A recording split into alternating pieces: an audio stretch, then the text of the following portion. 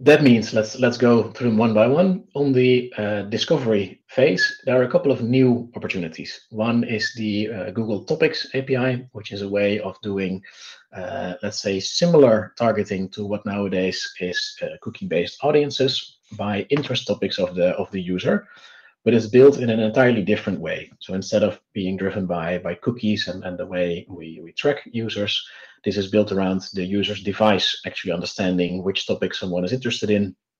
They are then filtered, and there's a lot of math involved to make sure that these things cannot be used to identify a user, while they can be used to reach users that are quite interested in the different kind of products and offerings that you have. However, if you look at a typical, let's say, DMP-based approach to audiences today, you would have something in the range of 30,000, 40,000 different interest audiences available. Some DMPs even up to 80 or 90,000. The topics API actually has 471 topics available. So the accuracy of targeting in that discovery phase is going to be reduced. It is a lot better than nothing, but you're going to be reducing the number of interactions you get from the same media budget on the discovery phase of the funnel. To fix part of that, we see a lot of interest and a lot of potential on lookalike based targeting, which is using your own data and your own first party interactions, your own high value customers to find similar ones across different platforms. Some platforms today are doing that in a cookie based approach, but more and more platforms are starting to offer cookieless ways of still doing that, where you use your data, you exchange it with someone else, and you say, hey, find me similar users, right? The Meta ecosystem is quite big in this, but so are several of the retail media providers and some of the more traditional media solutions. The other one is almost a revival of the contextual side of advertising. It has not been very popular with all the audience-driven approaches, but we see several brands start to move towards doing a more contextual-based setup. So figuring out who is involved in my larger customer journey. If you are selling fashion items, you might be looking at other luxury products that are involved in the same journey. If you are selling car insurance, you might be interested in looking at car brands as one of the partners. Part of it as contextual with the publishers and media owners, and a growing part we also see second-party data.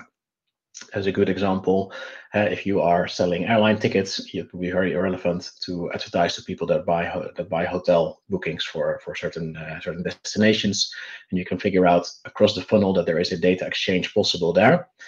That almost comes back a bit to the very first slide we were talking about, understanding your customer and delivering something relevant, but making it much less cookie driven and much more integrated.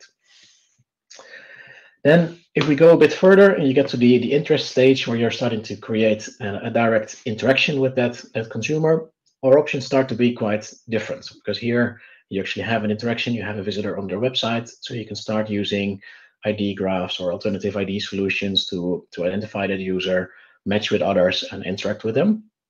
And we see the other Google Privacy Sandbox solution, which has been changing names a couple of times. It started live as Fledge, but nowadays it's called the Google Protected Audience API, which is essentially a solution in which your CDP provider, like us, can communicate with the client's device and make sure that you can do retargeting and follow-up based ads to that user, but without a cookie. So you're not putting a cookie on the browser device, but you're essentially asking the browser itself or the device to remember who you are and exchange that information. And it's moving a big part of the ad buying process from the let's say current ad exchanges towards an on-device kind of approach. So it's much more in control by the consumer and their device, creating a lot more privacy protections.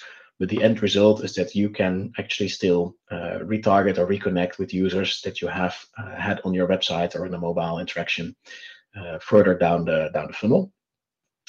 And the other where we see a lot of potential is the third one on this list is on the web personalization on anonymous profiles, because a lot has been done on the personalization deeper down the funnel. But obviously, if you're good at capturing your first-party data and the interactions that you see, you can claw back part of that lost performance by being more personal, more targeted on the anonymous ones. And there is a bit of a misconception here, because that is actually cookie based, but those are not third-party cookies. So that is cookie based on your own first-party data, which will remain completely intact with the upcoming changes. So you can gain a lot of performance here.